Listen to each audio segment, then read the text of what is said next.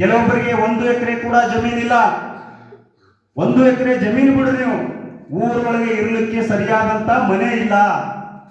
Teen shed, ಅವಾಗೆಲ್ಲ ಜೋಪಡಿ ಹಾಕ್ತಾರೆ, ಹುಲ್ಲಿಂದ ಅದು ತಂದೆ ತೊಗರಿ ಕಟ್ಟಿಗೆ. ನೀವೆಲ್ಲ ಈ ಇತ್ತೀಚಿನ ಪೀಳಿಗೆ ಇದ್ದರೆ ನಿಮ್ಗೆ ಗೊತ್ತಿಲ್ಲ, ಈಗ ಟೀನ್ ಶೆಡ್ ಹಾಕ್ತಾ ಇದ್ದಾರೆ. ಮೊದಲೆಲ್ಲ ಜೋಪಡಿ ಹಾಕ್ತಿದ್ರು. ಬಾಬಾ ಸಾಹೇಬ್ ಅಂಬೇಡ್ಕರ್ ಕನಸಿತ್ತು, ಸಂವಿಧಾನದ ಕನಸಿತ್ತು, ಈ ದೇಶದ ಸುಪ್ರೀಂ ಕೋರ್ಟ್ ಸತ್ಯ ಜಾರಿ ಮಾಡಿದೆ, ಭಾರತ ದೇಶದಲ್ಲಿ ಗುಡಿಸಿಲ ರಹಿತ ಭಾರತವಾಗಿರಬೇಕು ಅಂತೇಳಿ ಇವತ್ತು ಸಂವಿಧಾನದ ಆಸೆ ಇದೆ. ಇನ್ನೂ ಎಲ್ಲಿ ಬೇಕಲ್ಲಿ ಗುಡಿಸಲಿವೆ,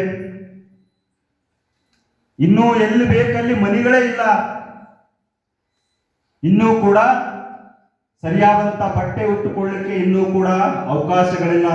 ನೋಡ್ರಿ ನೀವು, ಬಹಳ ದೊಡ್ಡ ದೊಡ್ಡ ಮಂದಿ ಫಿಲಿಂ ಸ್ಟಾರ್ಸ್ಗಳು, ರಾಜಕಾರಣಿಗಳು ಅಥವಾ ಬಂಡವಾಳಶಾಹಿಗಳು ಅಥವಾ ನಮ್ಮ ಬಡವರ ಟ್ಯಾಕ್ಸ್ ಅನ್ನು ಹೊಡೆದುಕೊಂಡು ನಮಗೆ ಮೋಸ ವಂಚನೆ, ನಮ್ಮ ರೈತರಿಗೆ ಮೋಸ ವಂಚನೆ ಮಾಡಿಕೊಂಡು ವ್ಯಾಪಾರದಲ್ಲಿ ಗಳಿಸಿರ್ತಕ್ಕಂಥ ಜನಾಂಗ 2 ಗಂಟೆಗೊಮ್ಮೆ ಬಟ್ಟೆ ಬದಲಾಯಿಸ್ತಾರೆ.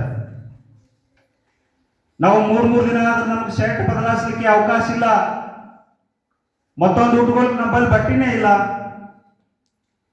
ಅದು ಬಾಬಾ ಸಾಹೇಬ್ ಅಂಬೇಡ್ಕರ್ ಕನಸಾಗಿರ್ಲಿಲ್ಲ. ಎಲ್ರಿಗೂ ಒಂದು ಅವಕಾಶ, ಸಮಾನ ಅವಕಾಶ ಸಿಗಬೇಕು, ಆರ್ಥಿಕವಾಗಿ ಕೂಡ ಎಲ್ಲರೂ ಸಬಲರಾಗಬೇಕು ಅಂತಕ್ಕಂಥದ್ದು ಅಂಬೇಡ್ಕರ್ ಕನಸಿತ್ತು. ಇವತ್ತು ಶ್ರೀಮಂತರು ಶ್ರೀಮಂತರಾಗ್ತಾ ಇದ್ದಾರೆ, ಬಡವರು ಬಡವರಾಗ್ತಾ ಇದ್ದಾರೆ.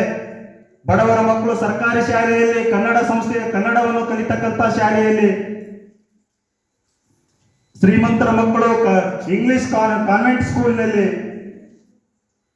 ಬಡವರ ಮಕ್ಕಳು ಇಂಥ ಸರ್ಕಾರಿ ಶಾಲೆಗಳಲ್ಲಿ ಓದಿ ಮುಂದೆ 10ನೇ ತರಗತಿ ಪಾಸ್ ಆದಾಗ ಮುಂದೆ ಯಾವುದೋ ದೊಡ್ಡ ಇನ್ಸ್ಟಿಟ್ಯೂಟ್